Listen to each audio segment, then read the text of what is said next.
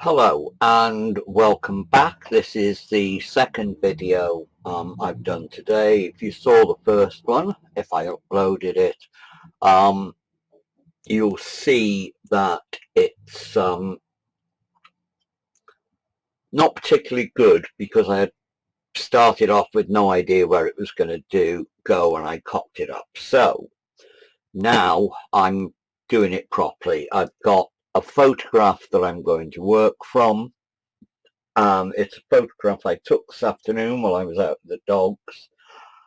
It's a place called Brook Bridge, which is tricky to say. Basically, that's the Black Brook, which is a tributary of the Clywedog, which is our local little river. I love it. This is a place that the dogs love to play. They could splash about in the river and I can faff around with cameras and things, so it's good. Basically, the reason I took this photograph is because it demonstrates how to use a photograph, how to simplify.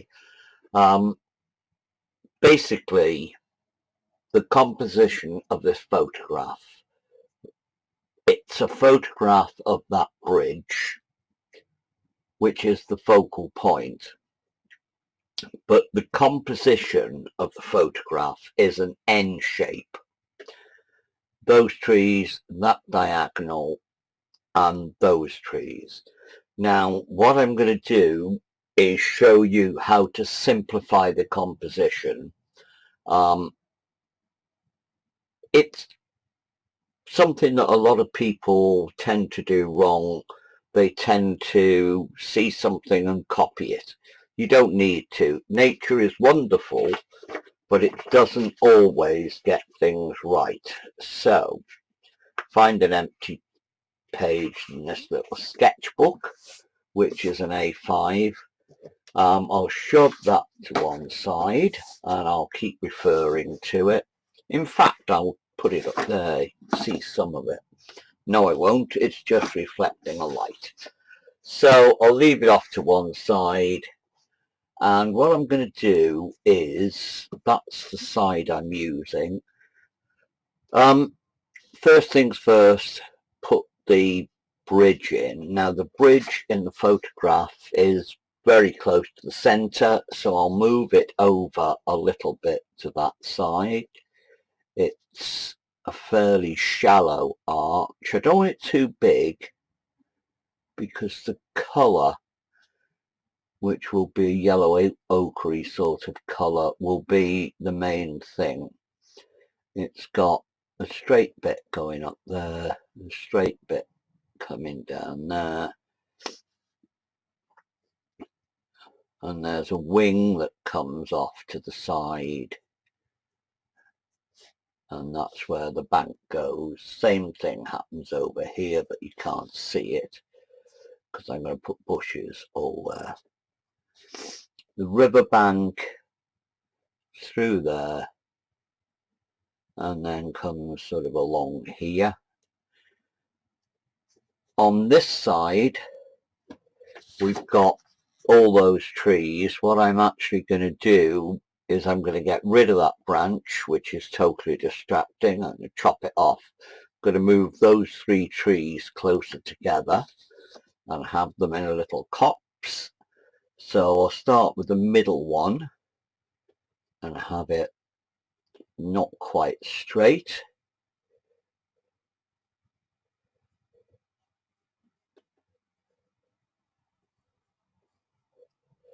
I'll put the big one over here, again overlapping,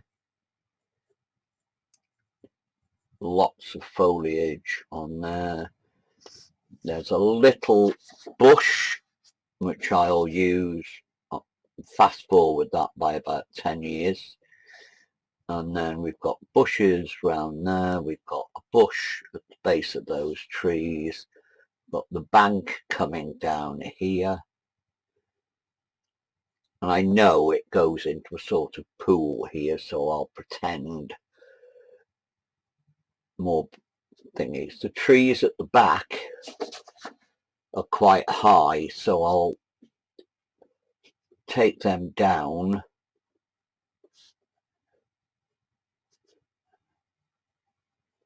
They're there. There's a footpath all along there, which I'm not going to draw in, but it's where it slopes down from the footpath to the river. So now these trees I'm going to move together.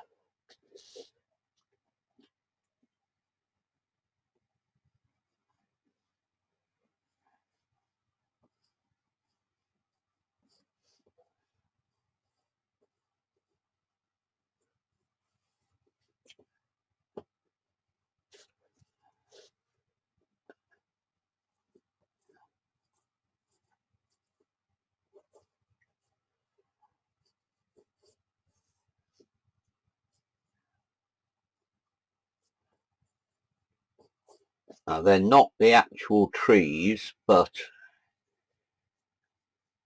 it's amazing what you can get away with. Now this is the bit that holds the design together. You've got this N shape. So from here I'm going to put the bent over tree. It's trying to get back up, because trees do. So there, and I'll have those trees are in the background.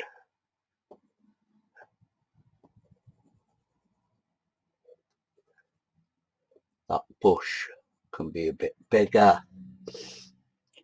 And these, what I'm using, by the way, isn't just a pencil, it's soluble graphite.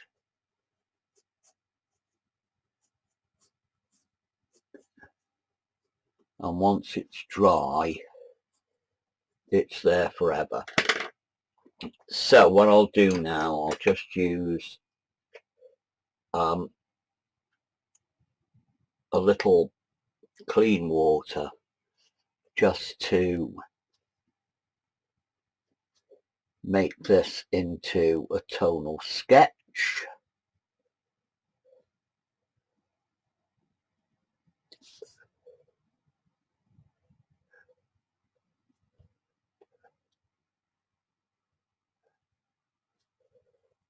And there's the distant trees.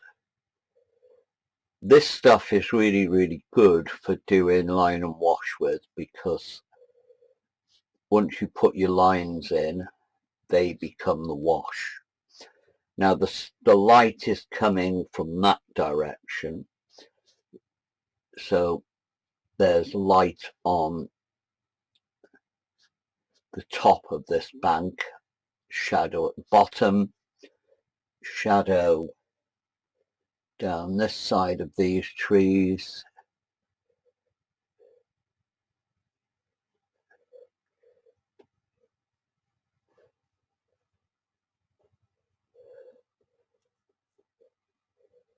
And same, there's more foliage on this side because I want a heavier, darker thing on there. Foliage coming out over there. Bit of shadow under the bridge. Now this becomes shaded.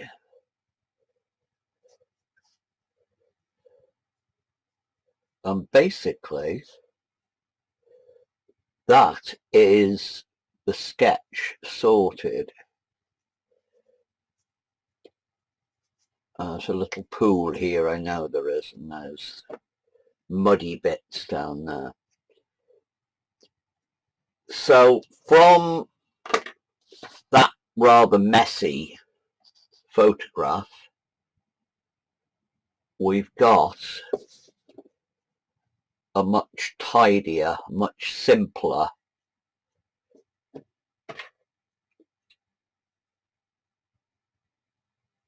design. I'm just taking some of the graphite off there.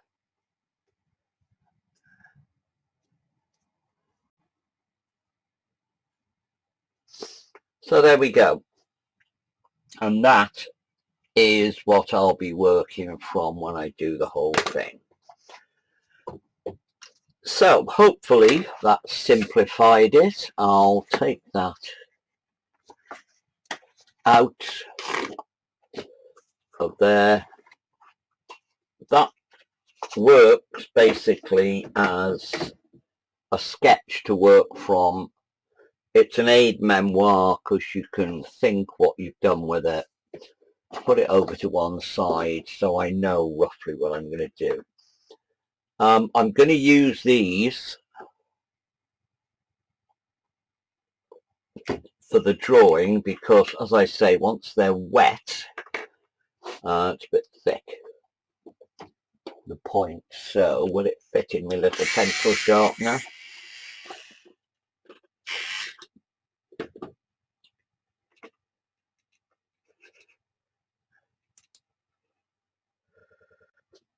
Right, I've sharpened that. It's a medium wash, and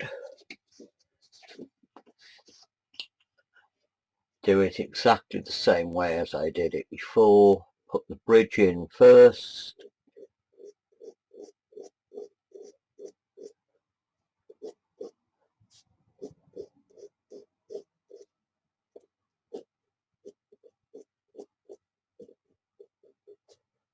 I wish I could be like Charles Evans and just do a single line, but I never can.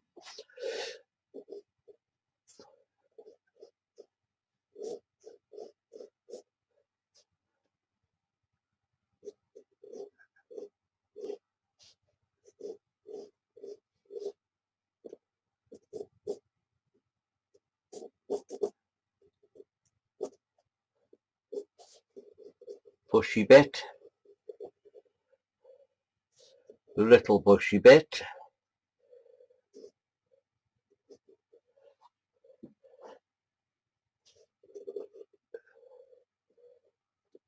a little a tree,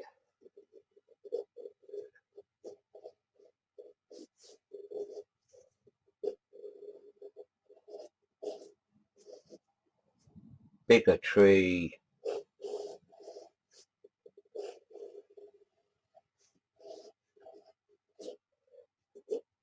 wonky tree,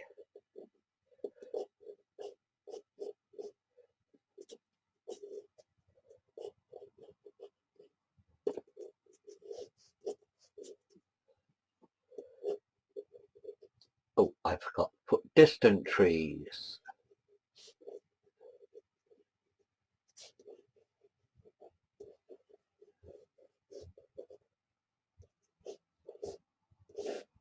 put path, and 3 trees on this side.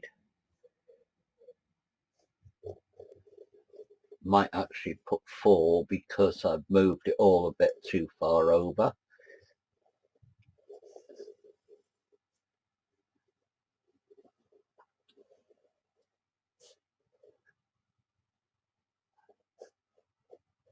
Yeah, I'll put an extra tree in there, a big one.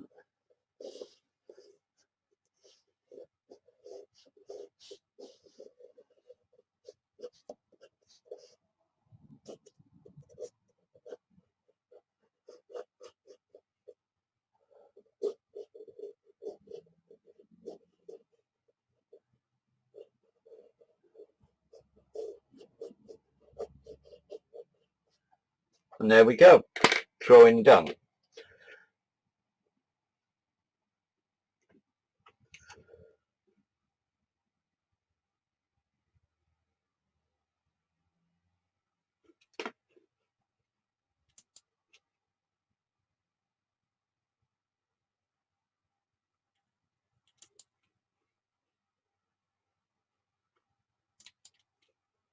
Right, there we go. Hopefully this is still recording.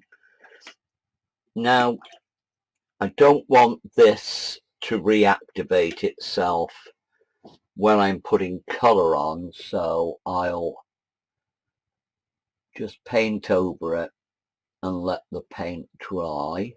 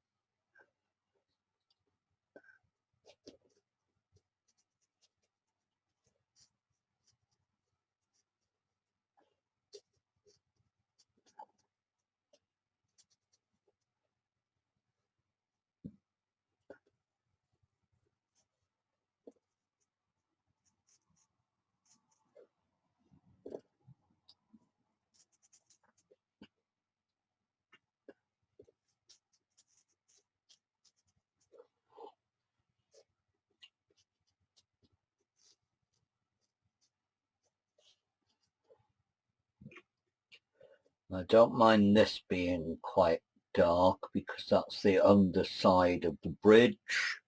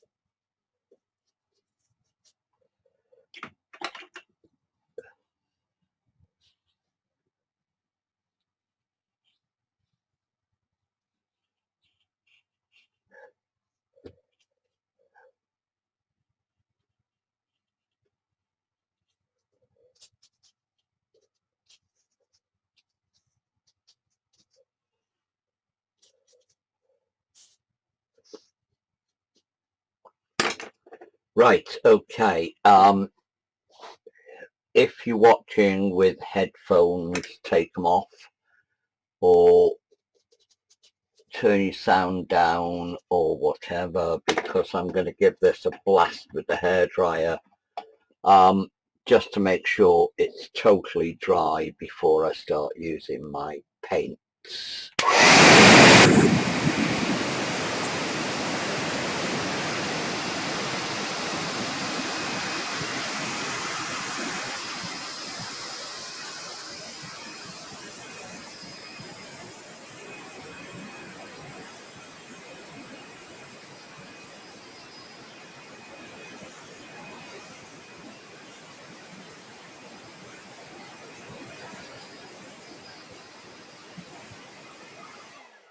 Right, okay. I could have said, or should have said,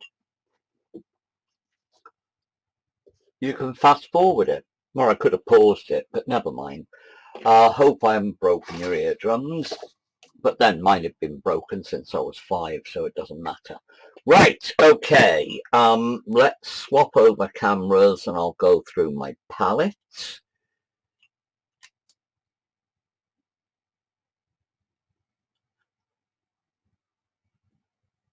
Oh, it's slow, this laptop. There we go. Here's the palette. Bit more light on it. It's a palette I use quite often, and as I said in my earlier video, what I'm trying to do is standardize the colors I use. I've got my own earthy one that I use a lot. This is one where I'm trying to do one that people can follow for videos. Okay, that shouldn't be black. I'll get rid of it. There. Okay, going round clockwise. Parole red, which is pure red. That is permanent rose, which is a pinky purpley colour. I'm using that because I've run out of alizarin crimson in this range of paints. That is phthalo blue. That is ultramarine blue. That's lemon yellow. That's cadmium yellow. That's hooker's green. That is Windsor violet. That is neutral tint. That is burnt umber. That's burnt sienna. That's light red. That's yellow ochre. And that is Charles Evans sand. All of them are professional watercolours. That's Jackson's. That's Charles Evans' own invention, and I think it's made by Dale Rowney for him. The rest are all Winsor & Newton professional, except that one, which is Jackson's, I think, same as that. Right, okay, here we go. Now I'm going to use my big 20. What I'm going to do now, before I start faffing, is I'm going to try to join up the two screens.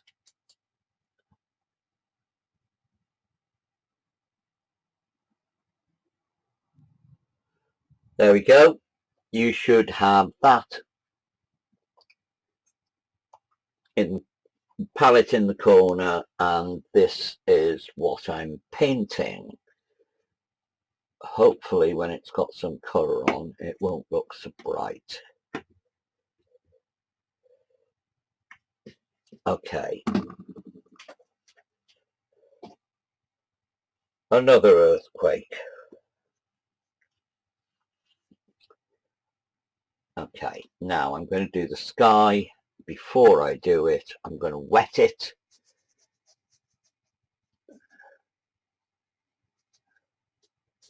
That is not the stuff coming off. That's the fact I didn't clean my brush properly.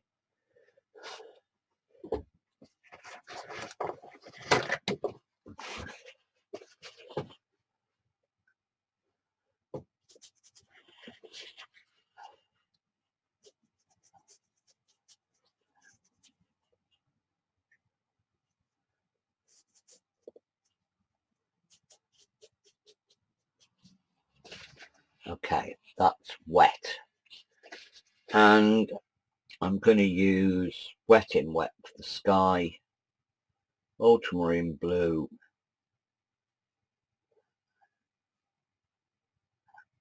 fairly runny, but not too runny. Touch of light red into it, just so it's not pure. Ultramarine blue. Thin it down a bit and put some splodgy bits in.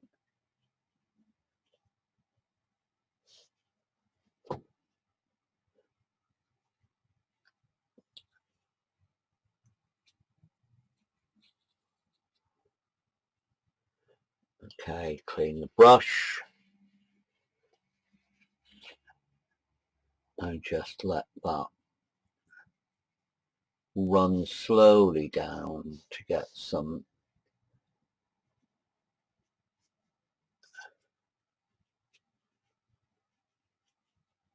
recession into the sky. The sky is always at its most, its brightest, its darkest, its most colourful directly above us. So all I'm doing is wetting that and letting the paint run into the water. I don't want much going on in the sky because there's a lot going on in the picture.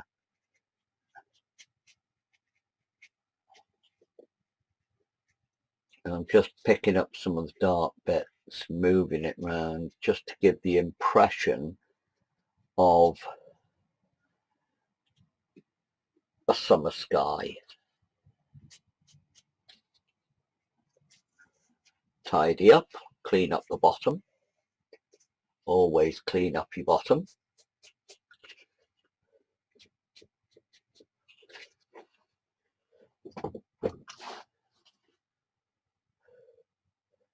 Because this is Wales, put a little bit of that pinky colour into that. So we've got a little bit of purpley grey in some of these clouds.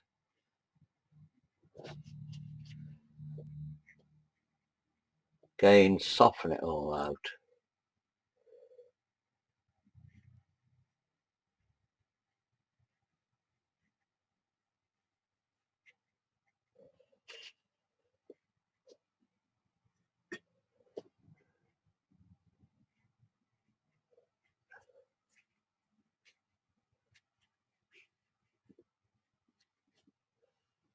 Okay, now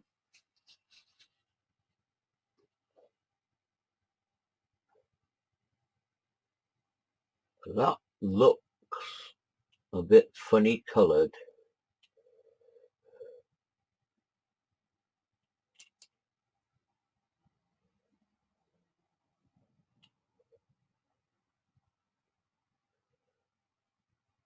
That might be a little bit better. I've changed the white balance on that.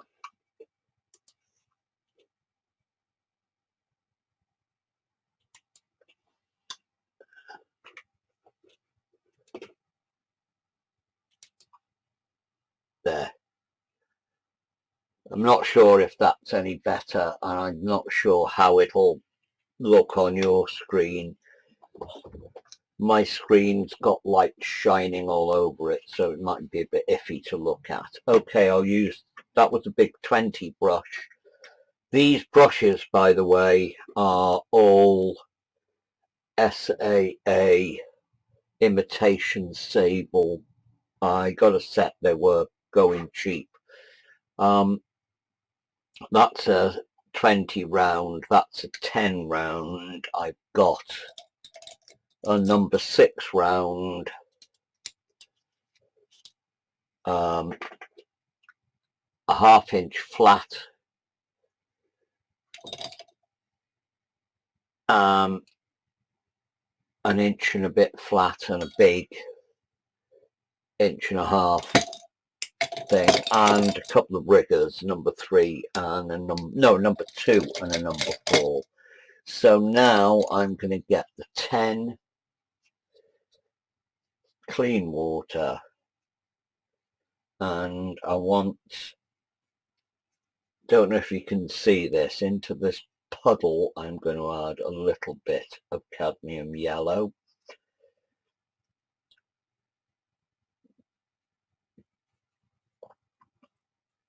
Which gives me a sort of dull greeny colour, which I will use for the distant trees. I want them damp but not wet. They are. That's fair enough.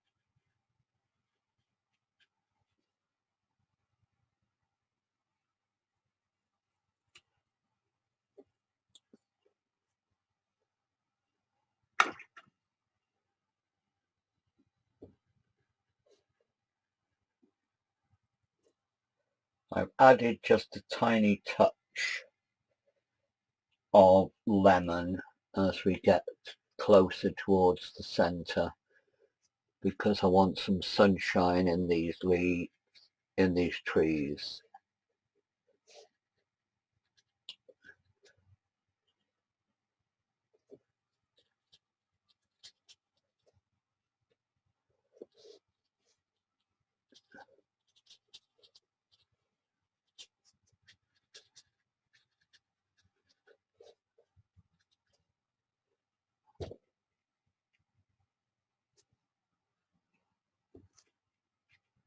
Because this is all still damp, I can faff around to my heart's content with it. Once it starts to dry, you end up having problems having to lift paint out and stuff, which is the problem I had this afternoon with not knowing what I was doing before I started doing it. Which is basically me being a smart ass and it not turning off, not working out. Okay, we've got that. More lights into these.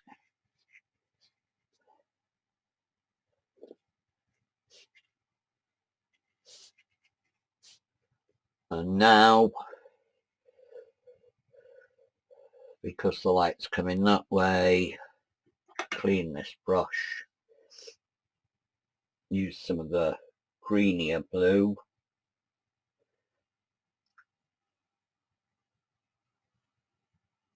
And the ultramarine, not the ultramarine, the cadmium, and I've got a darker yellow which I'm mixing into that soggy puddle, and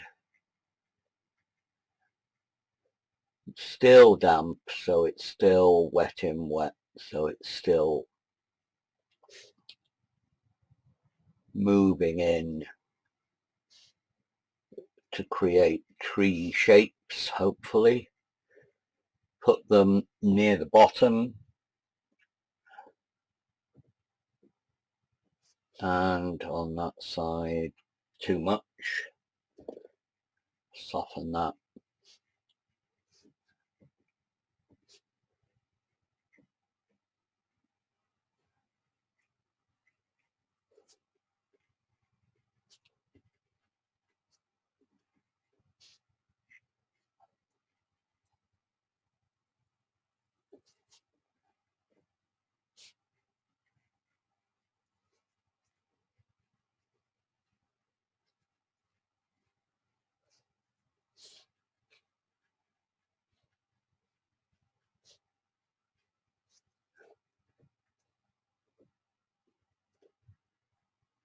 I'm working quite quickly, just trying to get some light and shade.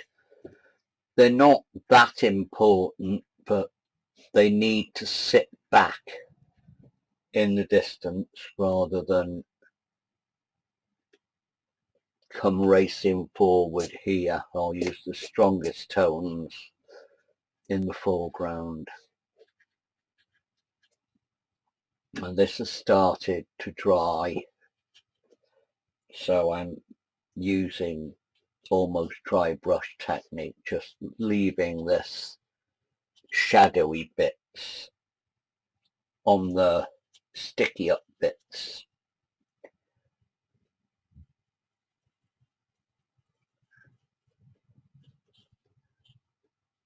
That's a technical term, sticky up bits. Okay, I'll put a big splodgy bush there to hide some of that. So there we go, we've got those bits sorted. Just soften the edges slightly.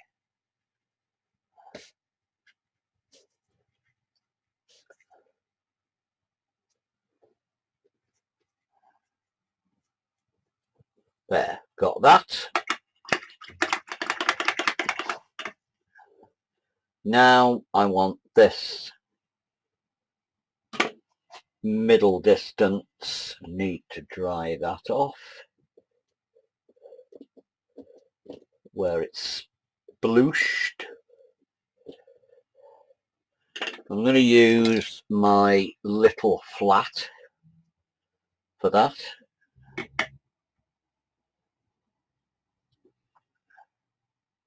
There it is, little 1/2 inch, 3/4 inch, number 12 flat,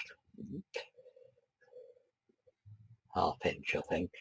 Okay, now I need to mix a nice sunny colour, lemon yellow. And I'm going to use some of the Hooker's green.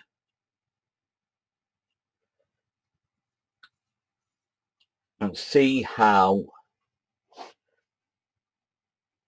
chemical that green is. So get some yellow ochre. And that immediately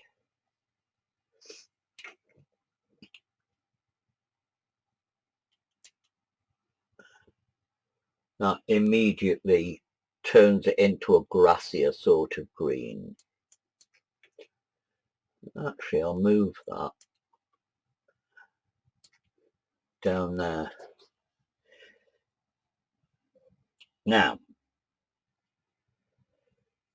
that's dry, and that edge is more or less dry.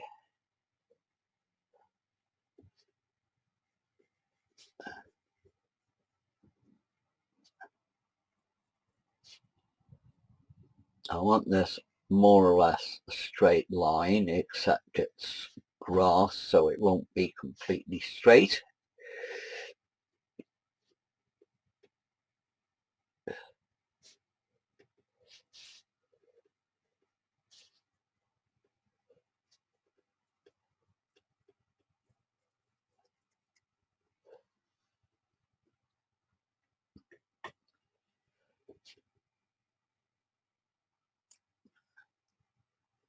Thin that down, just clean water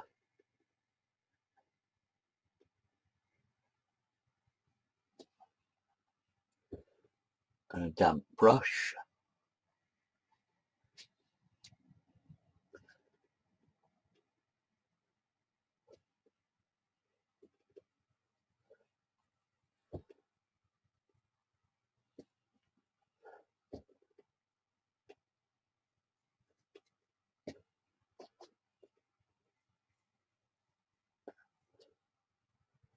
Okay, now we've got a band of light across the middle there, and add a little bit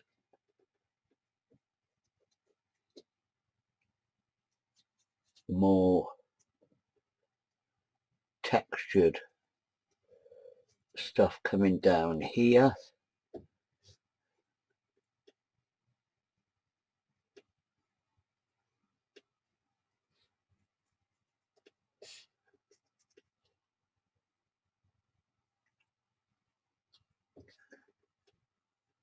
Still a lot of sunshine down here, but it's rougher, longer grass.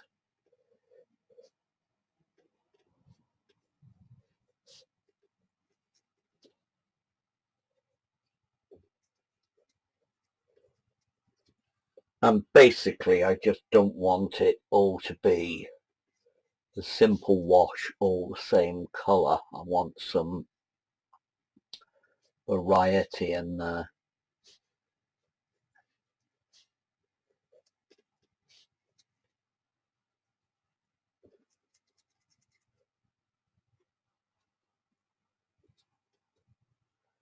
Wash that brush.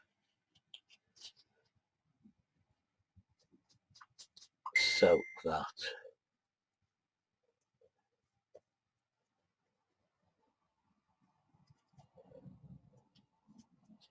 Now I can do some wetting there just to give it some more texture.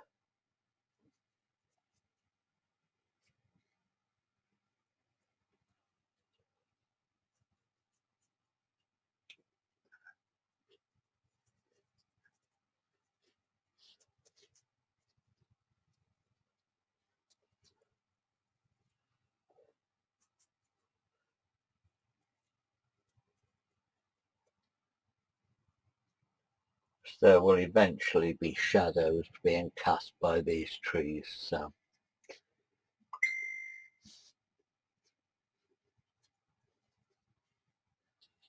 okay, I'll just let that dry for a second. Right, okay, that's a little bit drier now, but not completely dry, so I'll put some muddy bits in the bottom. Still using this little flat. Use some light red into the manky mix, burnt umber,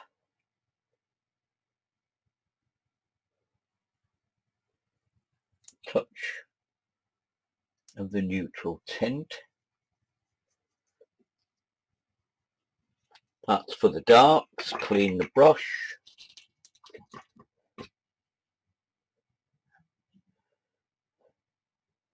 And I'll put some raw sienna into the green for the lighter bits.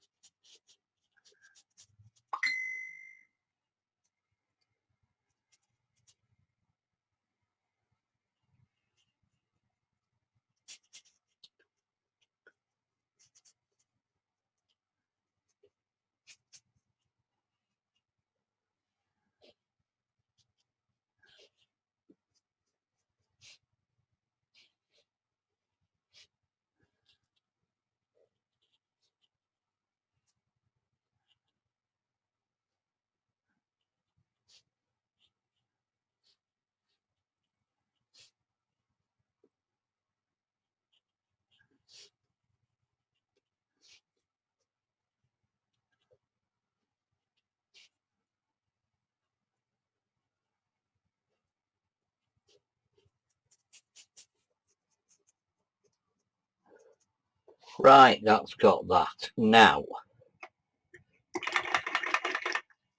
next thing is going to be the bridge. Where's my little number 6? There. I'm going to do the bridge wet in wet. So I'll just paint it with water. Just plain wet water. See how that grey, when it's dry, doesn't move at all.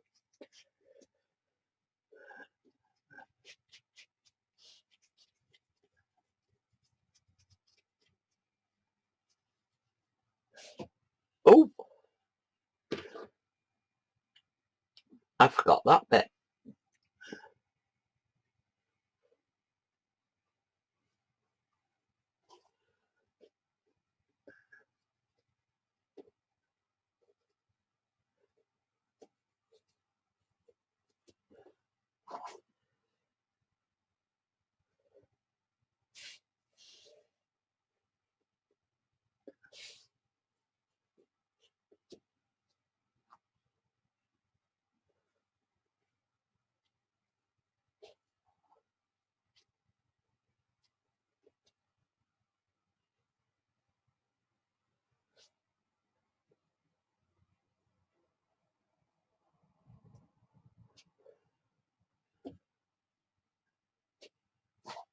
Right, there we go. That's that done.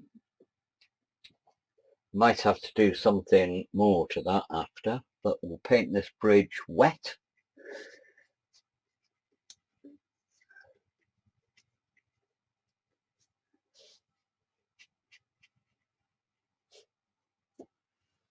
Okay, now, what I'm going to do first is the light's coming that way. So if I mix up some yellow ochre,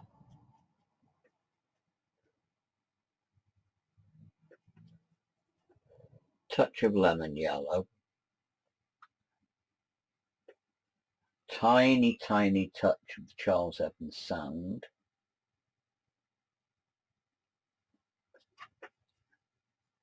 we get a very light sandstone colour.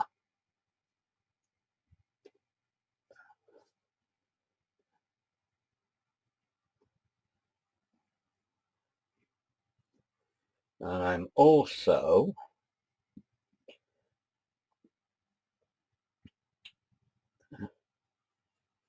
Going to paint some of that just along the top.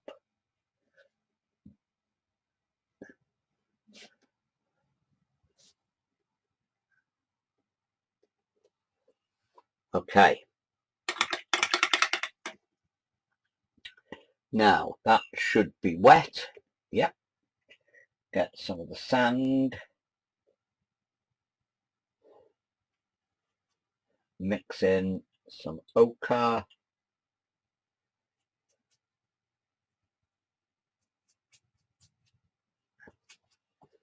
And splodge some of that in.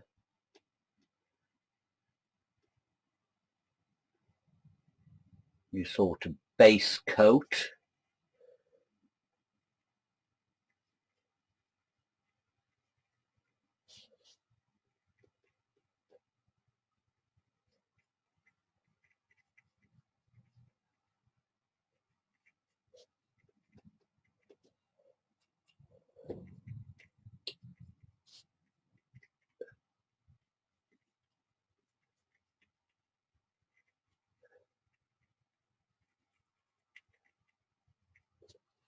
Into that same colour, I'm going to put a tiny smidge of light red.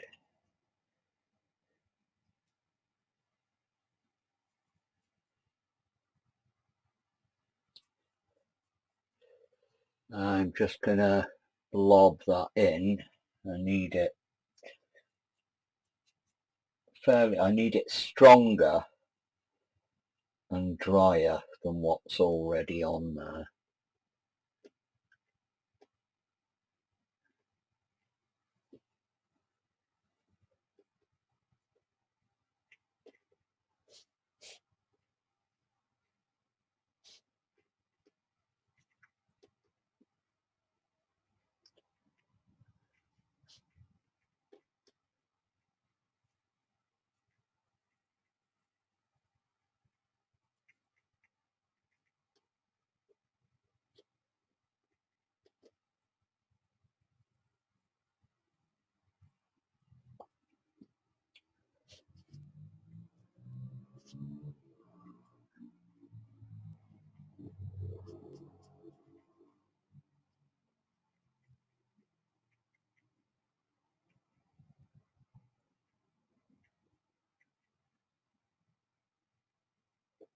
Now that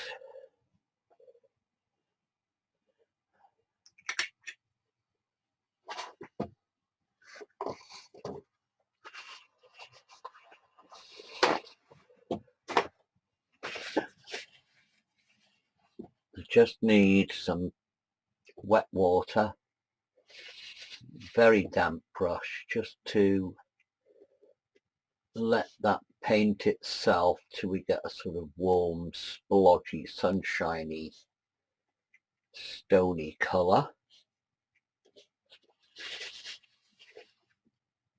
Now, some of the umber into the same colour,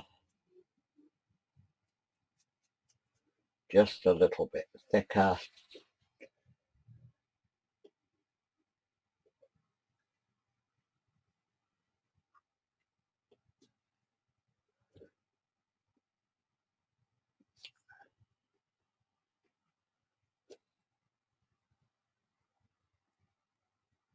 So we've got three different colours just bleeding together on here. We've got the yellowy grey, we've got the pinky grey, and now we've got this browny colour. I'm not painting bricks, I'm just trying to get some sort of texture in there. I don't want too much detail in it for the simple reason that it will take over from the rest of the picture if I do.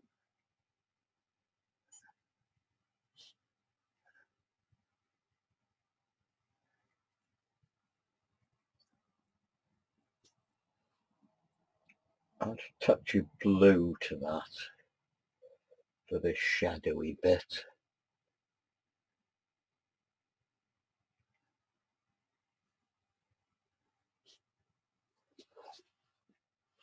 and a shadowy bit where it gets lightest there, just to give a bit of counter change. Darks against lights, and now a bit more of the blue.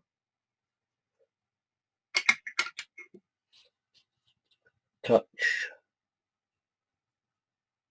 of the neutral tint, which is basically grey. And now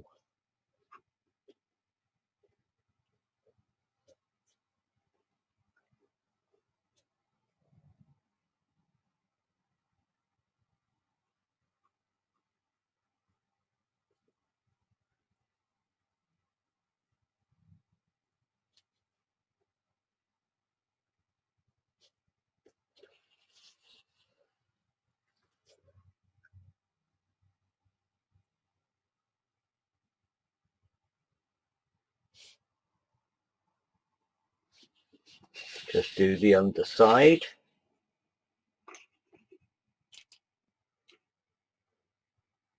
Don't know what happened then.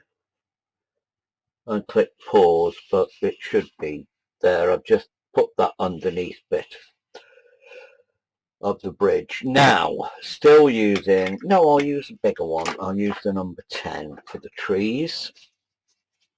Remember, the lights come in this way. So, start off with yellow ochre.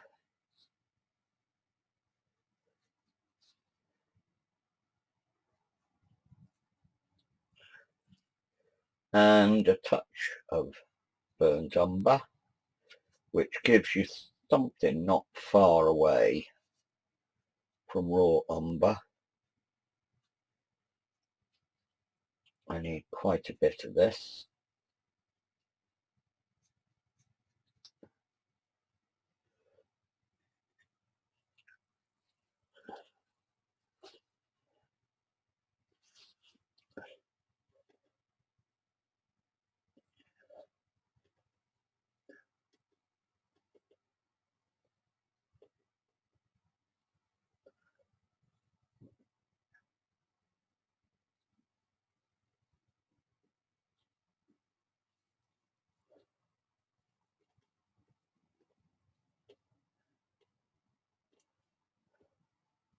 Now, while that's wet,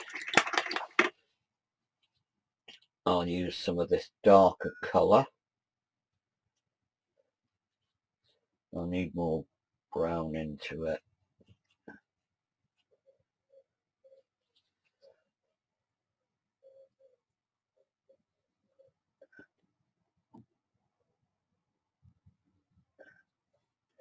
Because it's wet,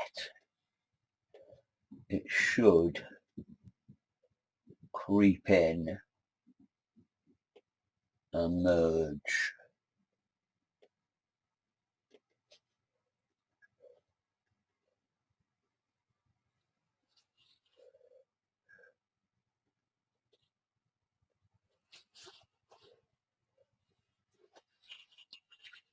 Clean it. Clean water, just a damp brush, and help it to merge.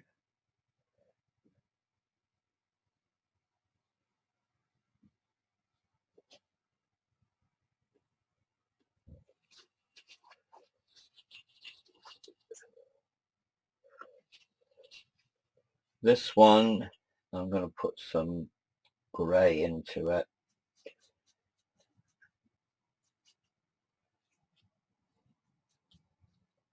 More of the yellow ochre. Tiny touch of that grey.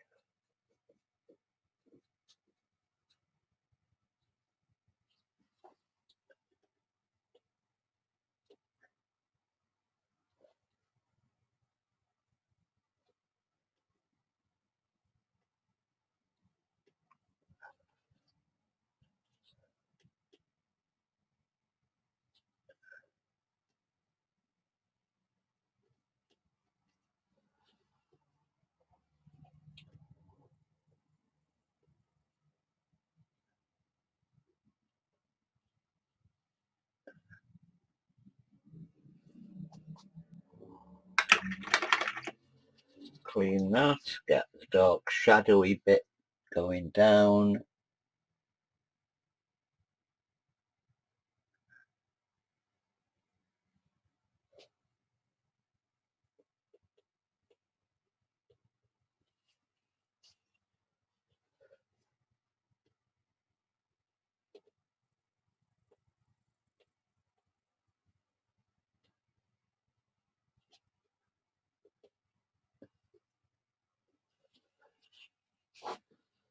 Just putting a little bit of texture into this other one. It looked a bit telegraph pole-y. Okay, now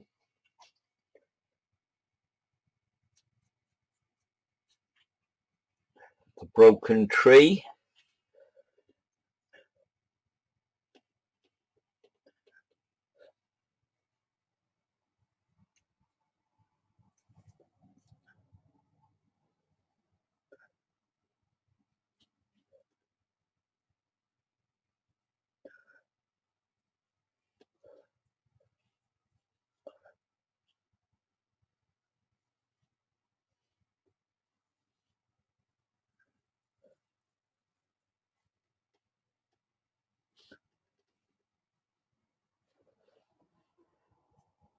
Dark.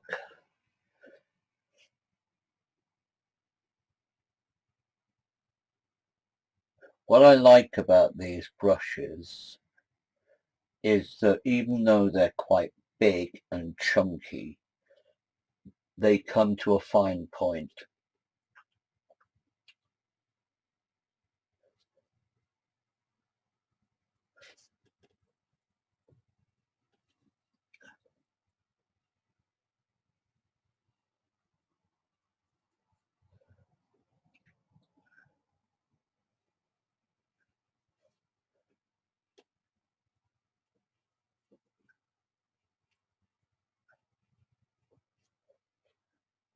There'll be a lot of shadow at the base of these.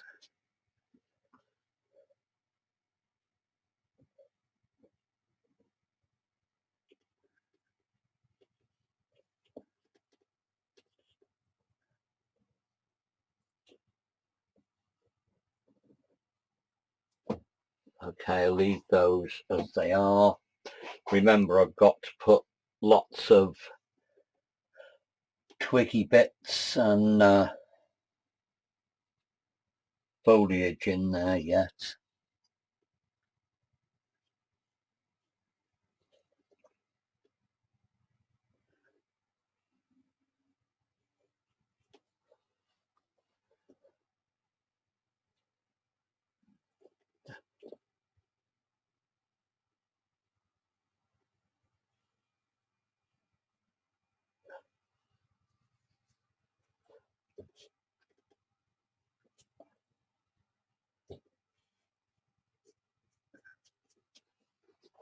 Right, starting to get somewhere now. Put the rest of the trees in. Ideally, if you don't have lights all over the place and it doesn't dry, it's a good idea to put all the same coloured trees in at the same time, but mine are drying far too quickly for that. But it doesn't matter because no two trees are the same anyway.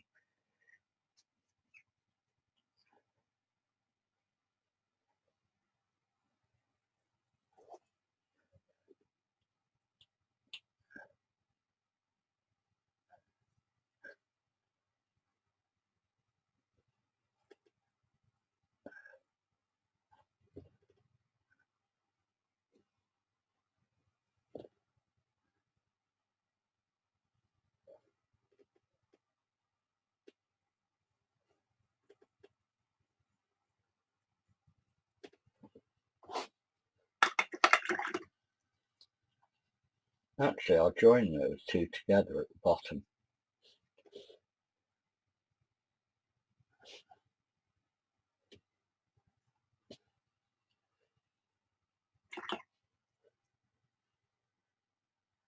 Umber, touch of green, touch purple, touch of dark grey colour.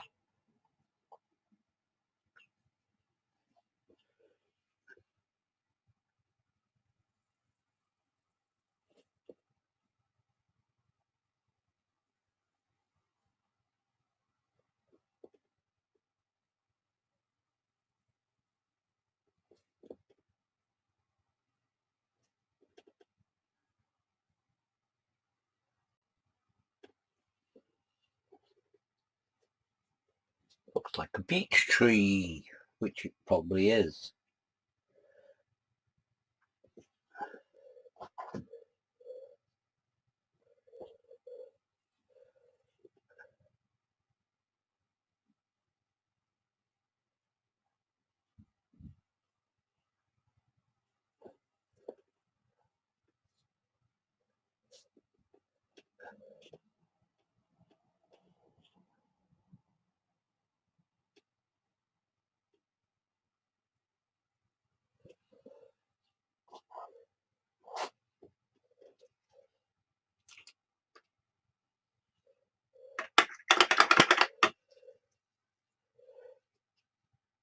I keep panicking because when I stop talking for a while, the screen goes blank and I don't know if the whole thing's stopped.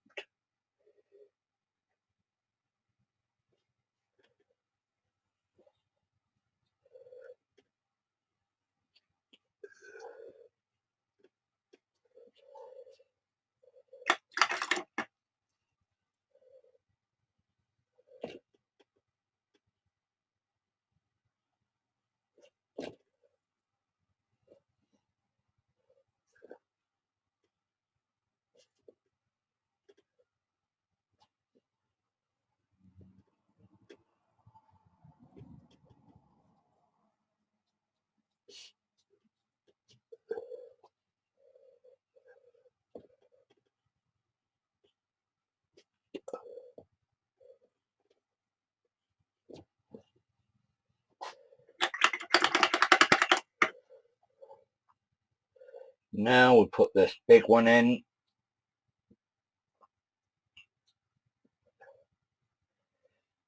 A little bit more yellow ochre into this one to give it more oomph.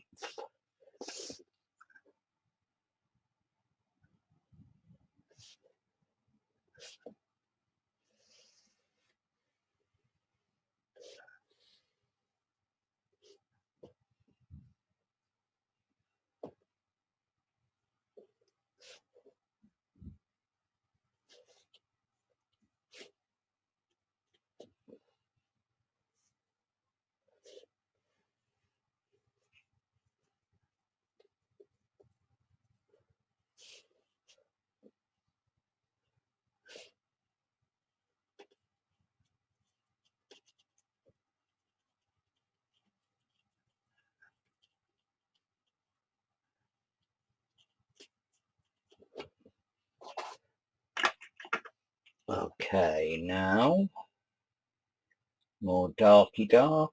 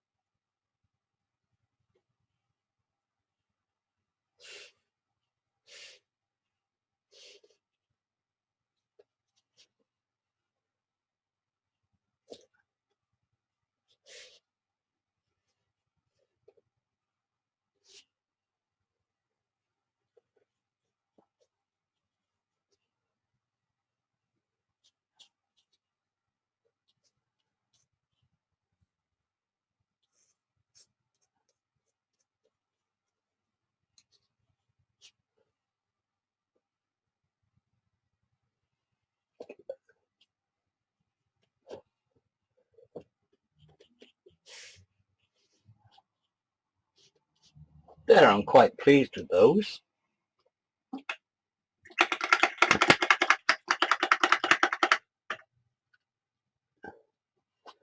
bushy bits. Now the light's coming from over here, so I need my lighter leafy bits. On that side, yellow ochre, lemon yellow, touch of the blue, not the green. I'll put a bit of green in.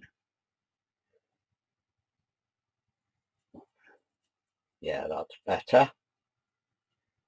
As long as you don't use hooker's green or any other tube green on its own, it's fine.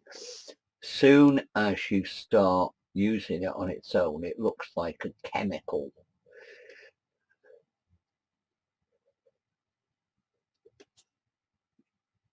Now this needs to be a stronger colour, more tone than the stuff at the back, because it needs to show itself coming forward. Even the light colours.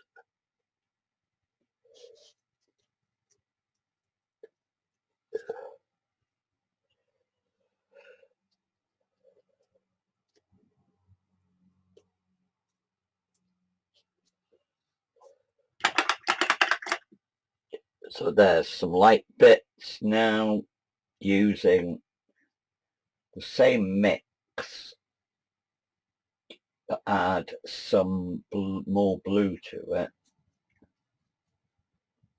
bit more green to it, more blue, and there you've got a dark green which is mixed with the same colours as that green, so it's okay, it's part of the same bush.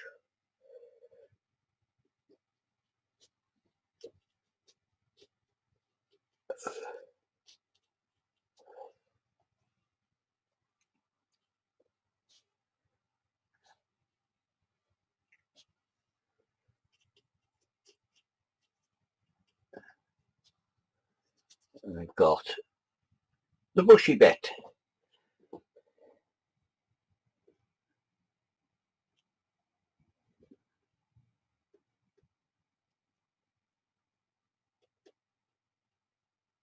Break up the edges. Some really dark underneath. In fact, I'll put a little bit of the neutral tint into it for the very, very dark undergrowth bits.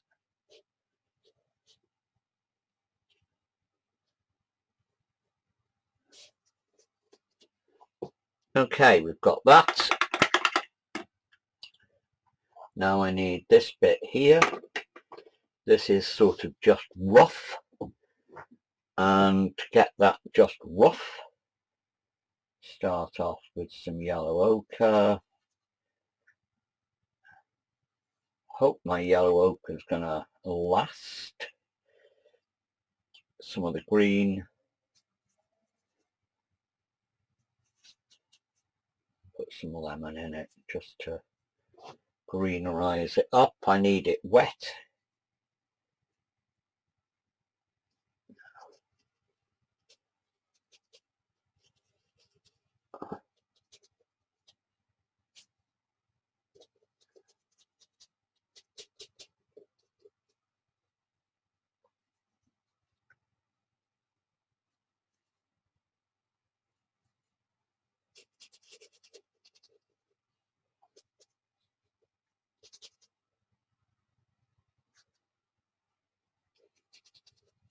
I should have wet this paper first.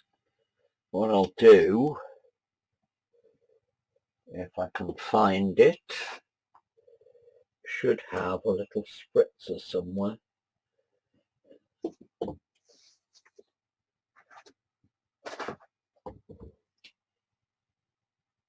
Gone. Use my big spritzer.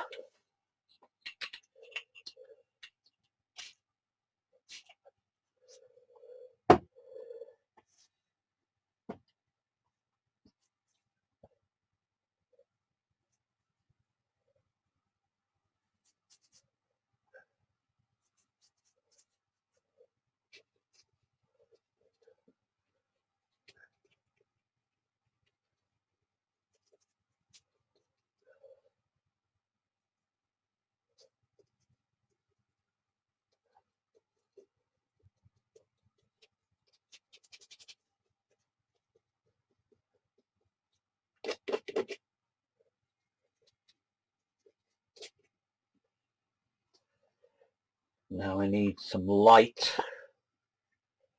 coming through there. Same as I did over there, just take some of that paint out by soggying it. Another technical term, soggy, as a verb.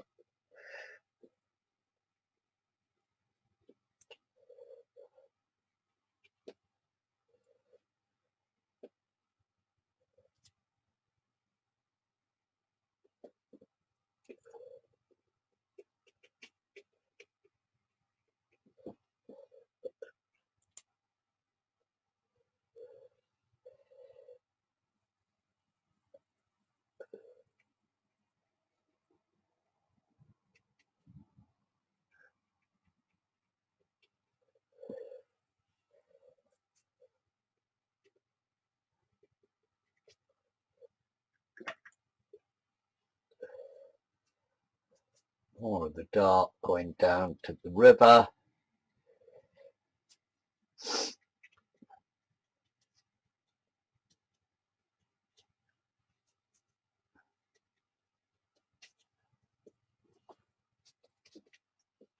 Now I'm going to put in the river, and this could be where I totally ruin it. So I just want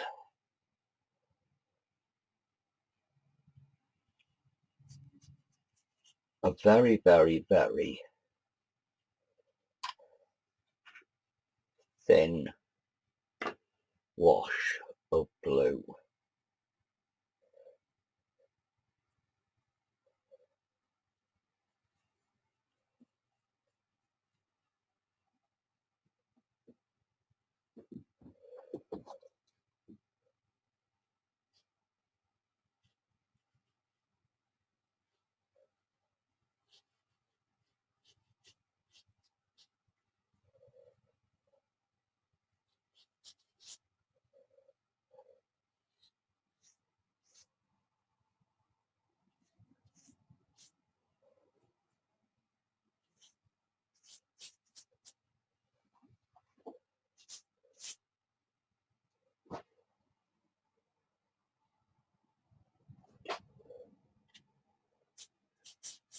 Right, I'll leave that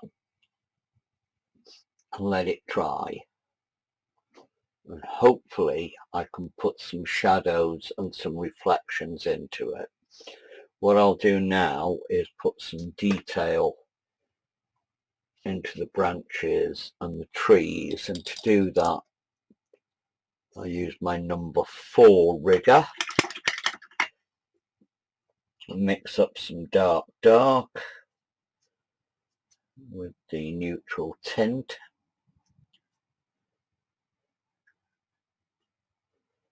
And the umber, a bit of the red to warm it up, a bit of Perol to warm it up. That'll make it nice and purpley.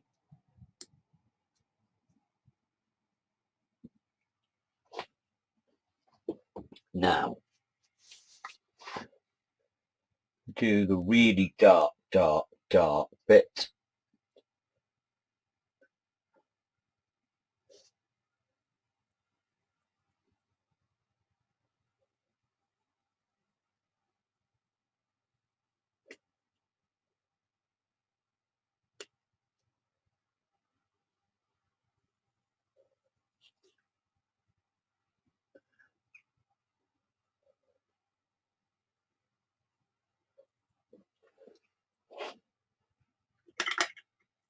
Clean it.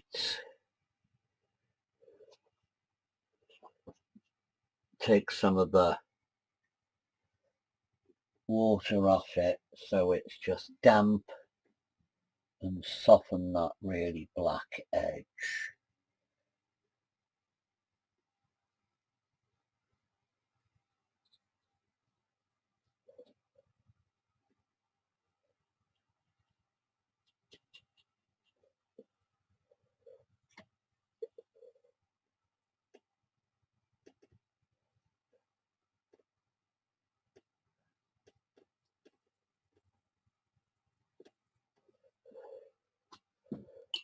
same with the other one.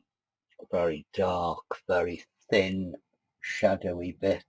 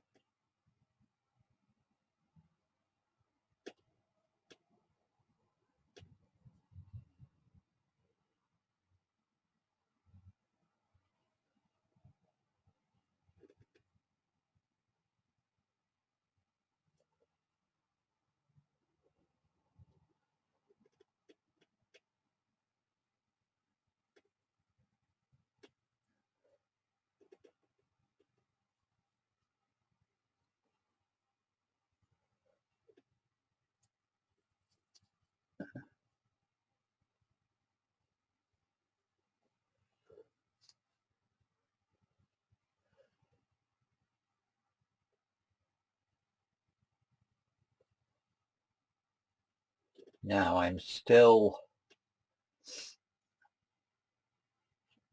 No, I'm not faffing. I was going to say I'm faffing. I'm not. I'm trying to give these trees more definition, light and shade. But I'm also putting off the awful moment when I've got to put the foliage on, because that's where I stand the biggest chance of totally messing up. I'm not good at foliage. Some people seem to be able to just go, oh, there you go, there's some foliage. I can't.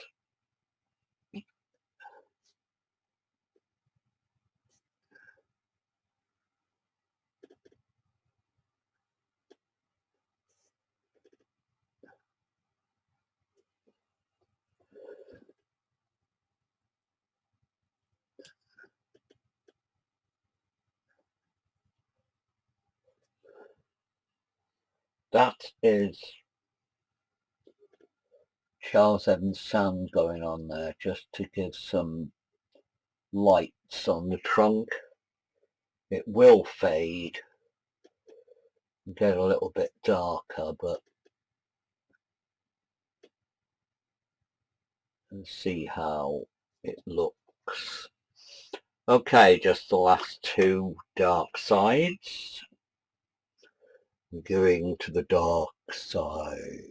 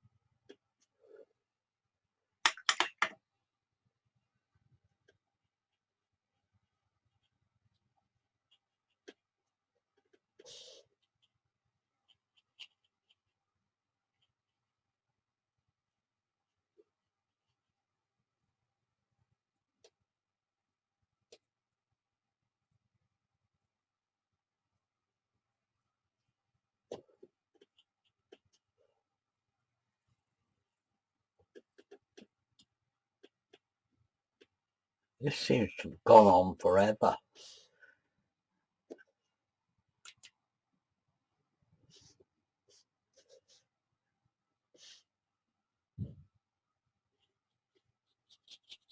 Right, okay. I can't put it off any further. I'm going to have to do some foliage.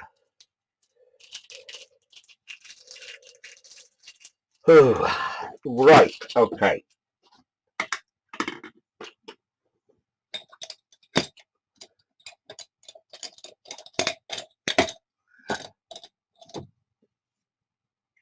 I'm going to use this squirrel hair. It's fairly stiff,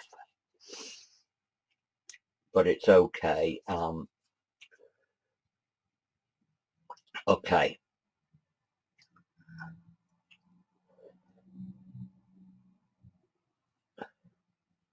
Cadmium yellow.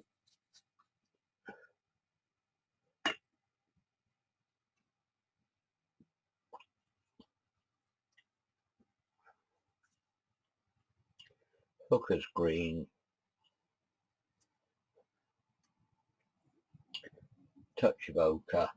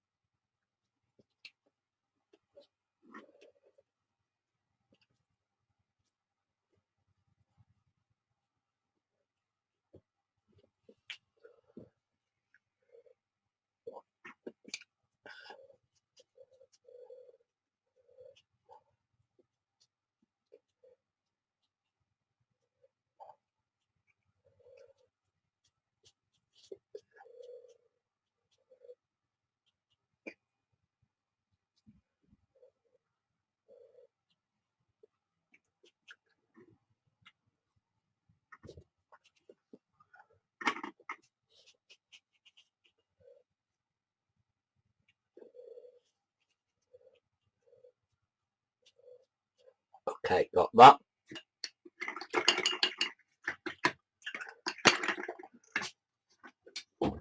Go over here. I'll get my little squirrel flat. Okay, I like this brush. It needs to be a darker green. Not quite that dark. This is the mid-tones.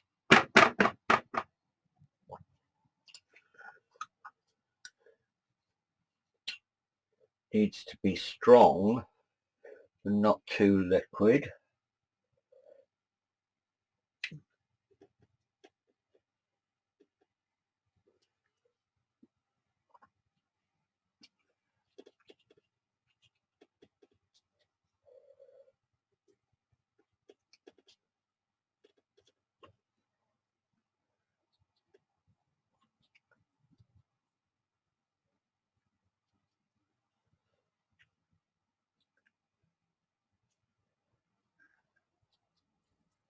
Basically, I'm using that corner.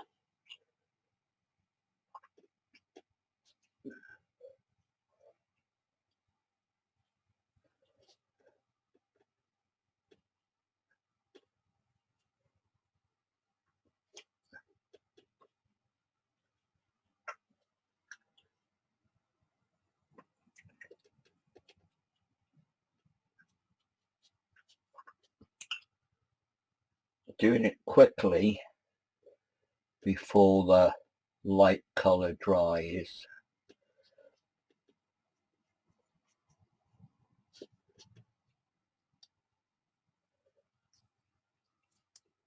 Very, very lightly, just so that I can still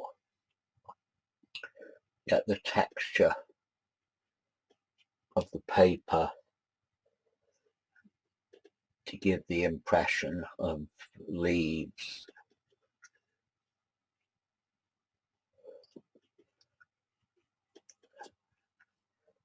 It's much easier to do summer pictures, to do winter pictures when you don't have to faff around with foliage.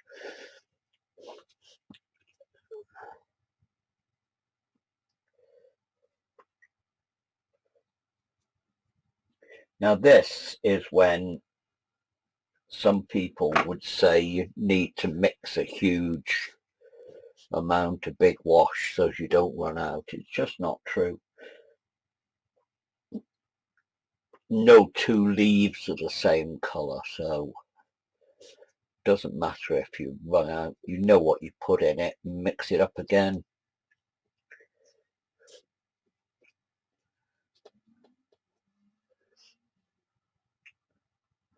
Darker. Again, more blue, more green. And into this now, I'm going to put a tiny touch of purple. Not that much. More green, more blue, more green.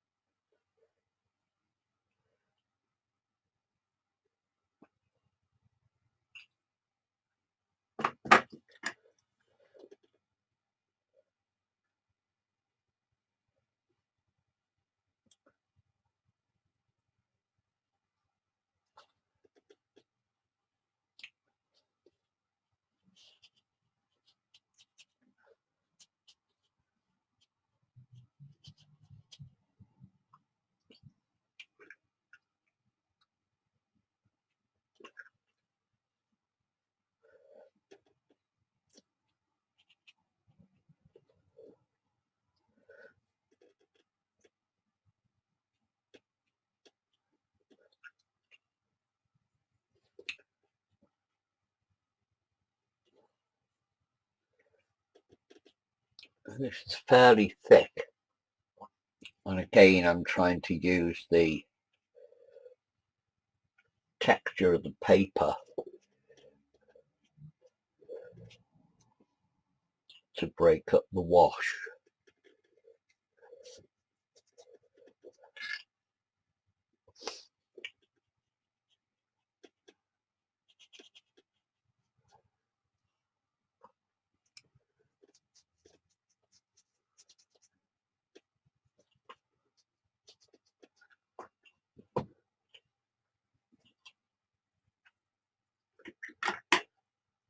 Now I've run out. There's not enough the middle tone up there.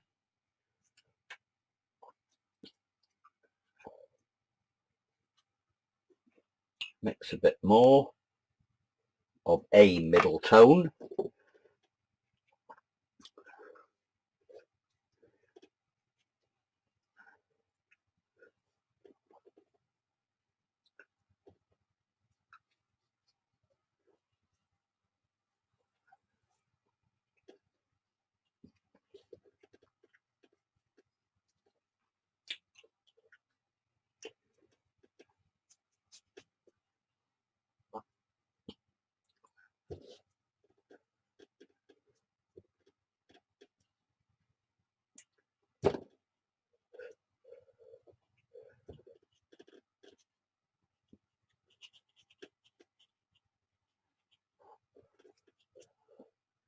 Okay.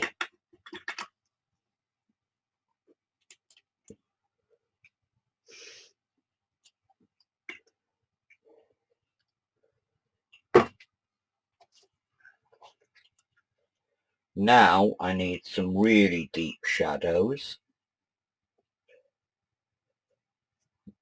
The blacky colour, the purpley colour, a bit of red, a bit of blue.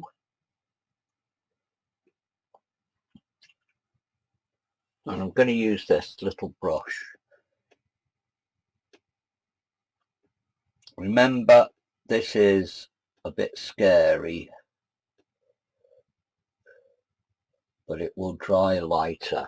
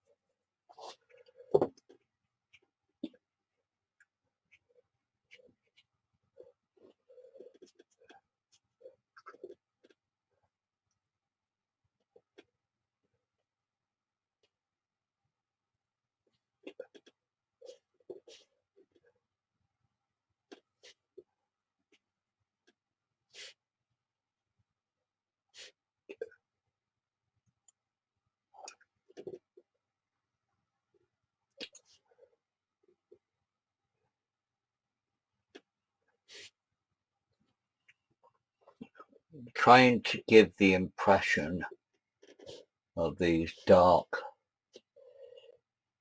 branches as well as dark leaves, just and the shadows. It's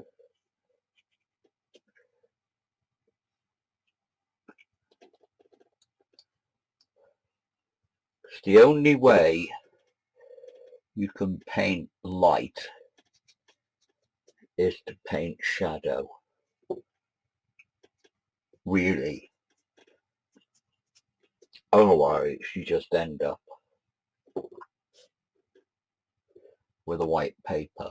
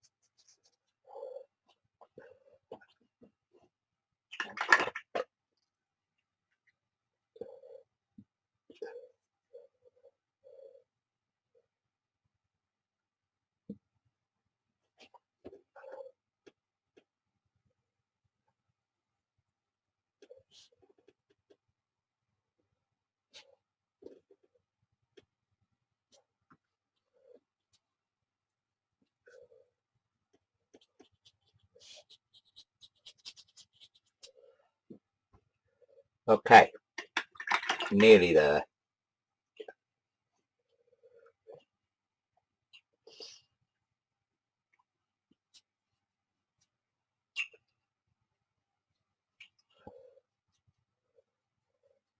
Purple, brown,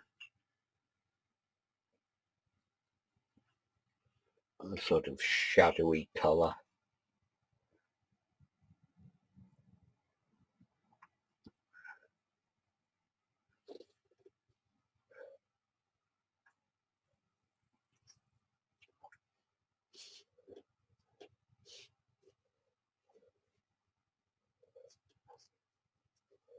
The shadows.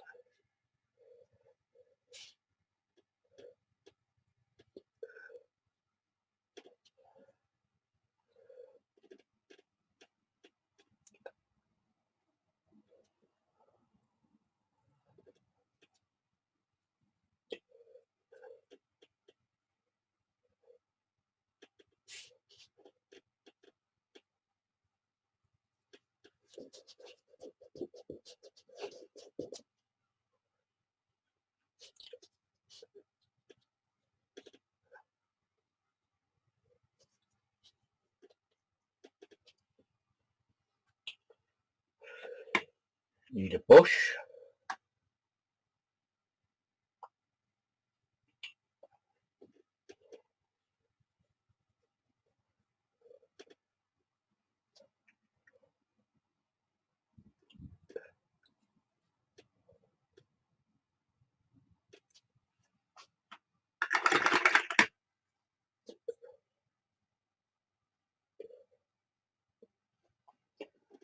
Some dark underneath my bush, and a shadow.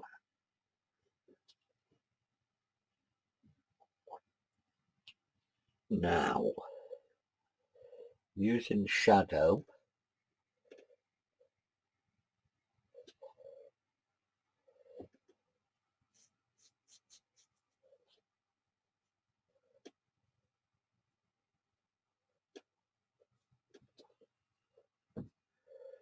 the shadow underneath the bridge,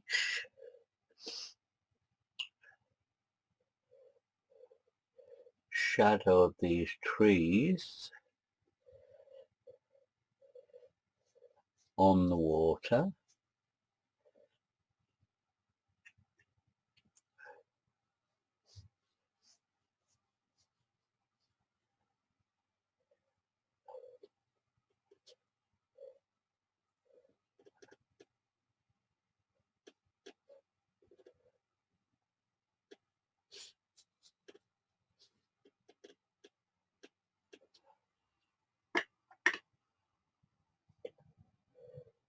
some of the Charles Evans,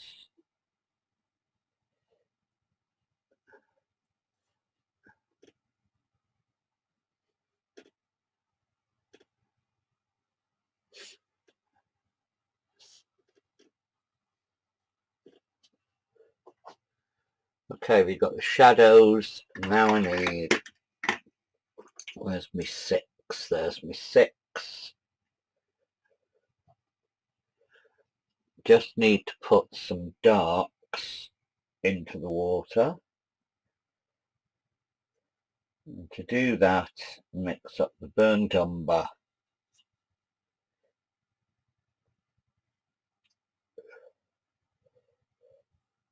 tiny touch of the green, make it strong but liquid.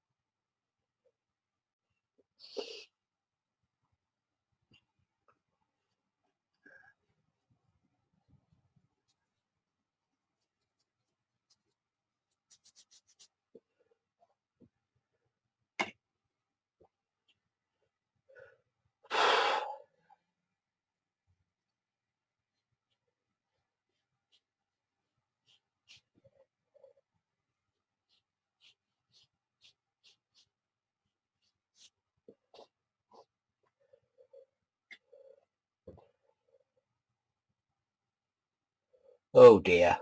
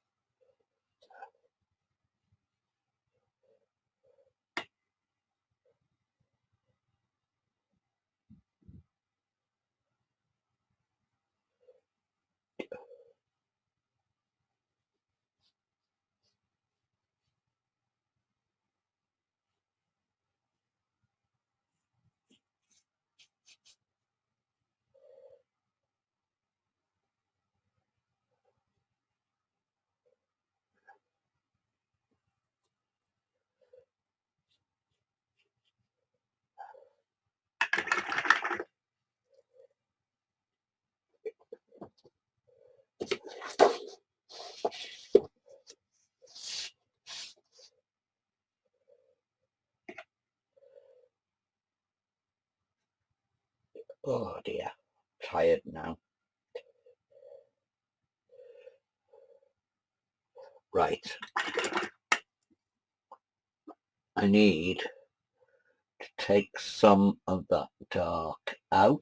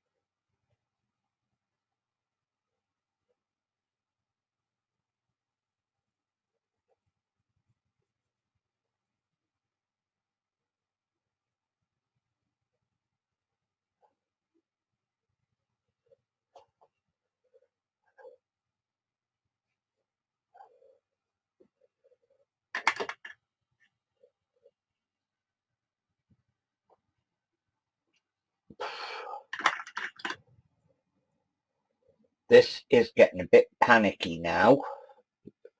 I don't really want to have messed up 2 rivers in one day.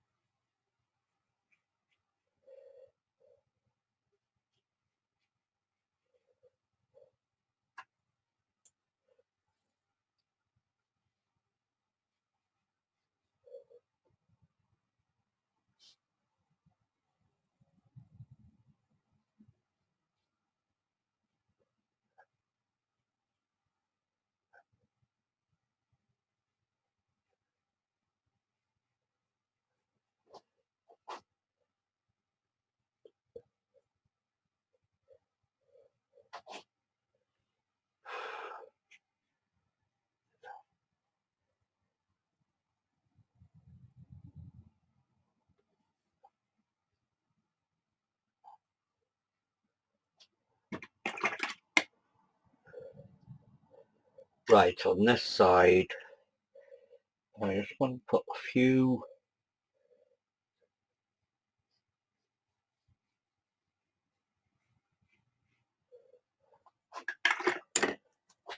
one of the riggers.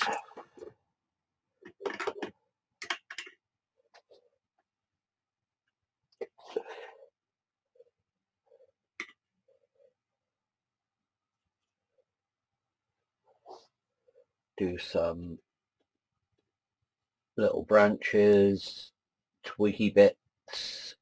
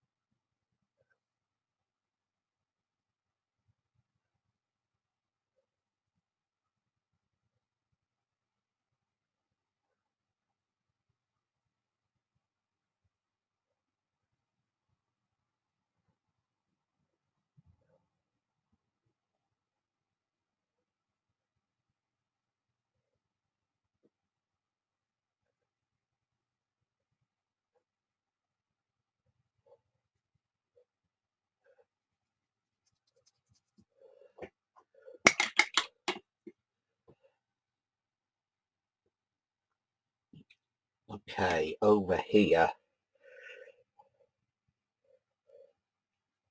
light green, cadmium touch of that, just using the side of the rigger.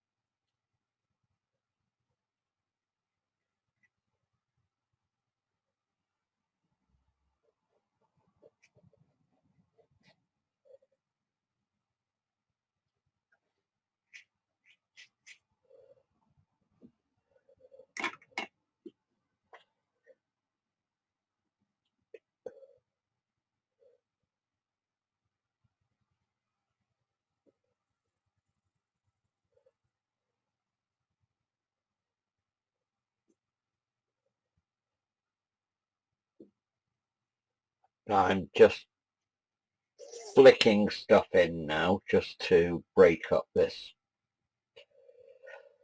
foreground area.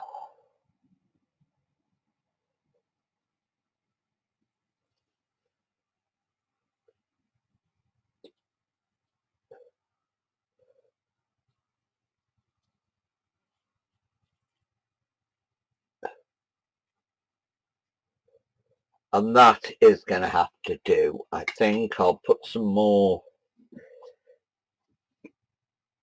twiddly bits.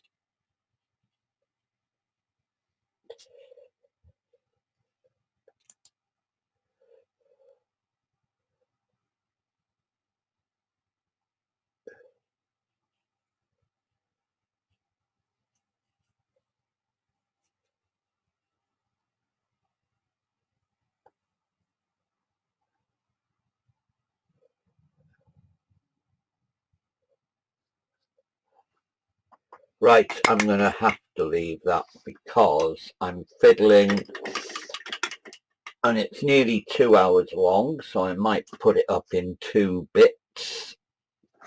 I'll see what it looks like.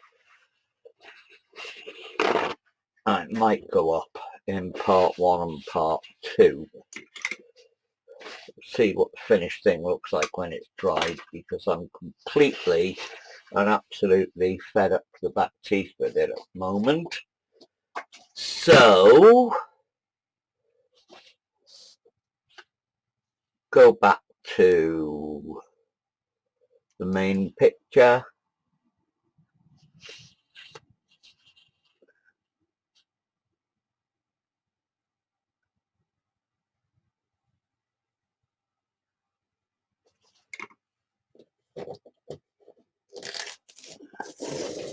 Take the tape off.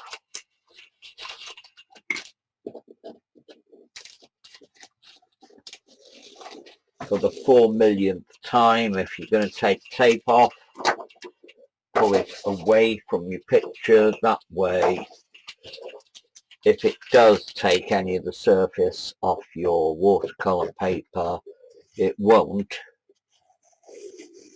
take your picture with it. It will just take paper, the white bit around the edge, and you won't know any different. So there you go. That's that one. Black Brook Bridge. There's a little mount for it.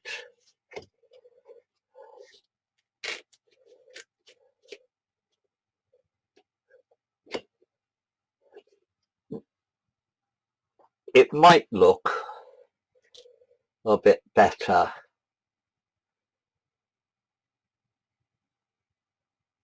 when I'm not so fed up with it.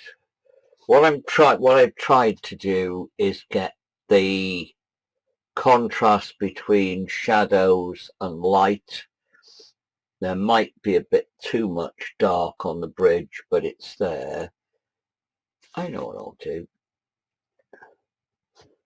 I shall put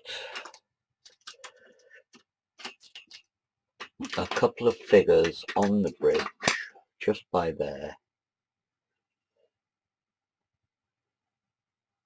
just to make it tell a story.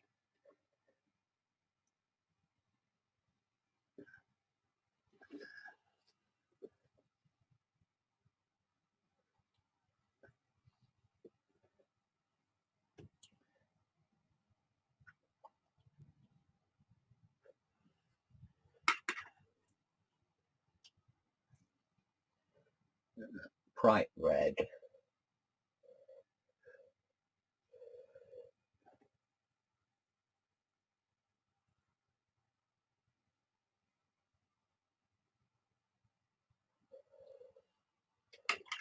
And the other one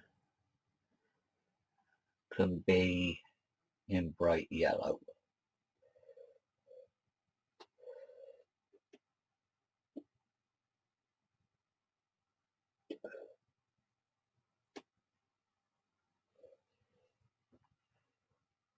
Just to put it in perspective.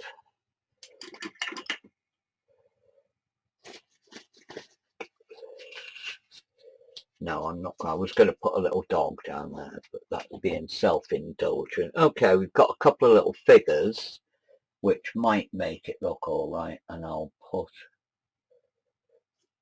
another layer of coping stone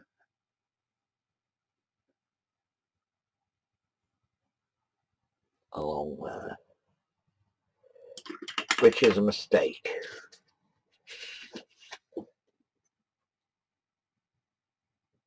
This is what happens when you fiddle.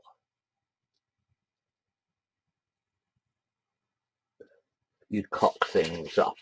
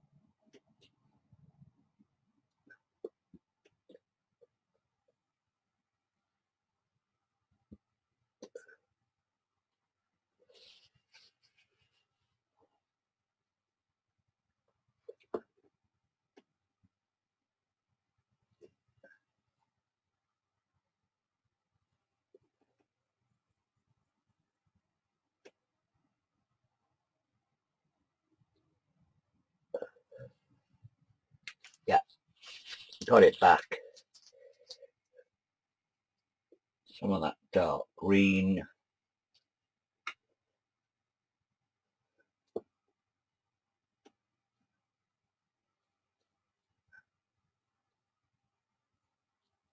There.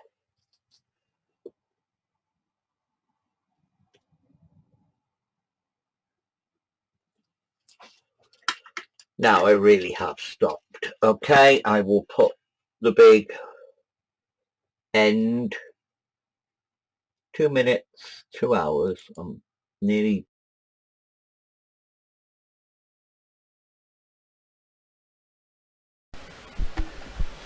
Hello, I'm back again with this because I had another little look at it after I'd finished, and there was bits that I didn't really like, so I decided that I was going to add some little bits of reflection, and all I did was use some lemon yellow straight out of the tube, and I put some little dashes under the bridge there just as reflections, some more over here, just some flashes of grass. I also put some buttercups in there, just to break it up, and the place was full of buttercups. And I did some more little reflection bits just to break up the darks of the water, and that's it. I've stopped fiddling with it now, and I'm just going to leave it. So thanks for watching that, and see you next time.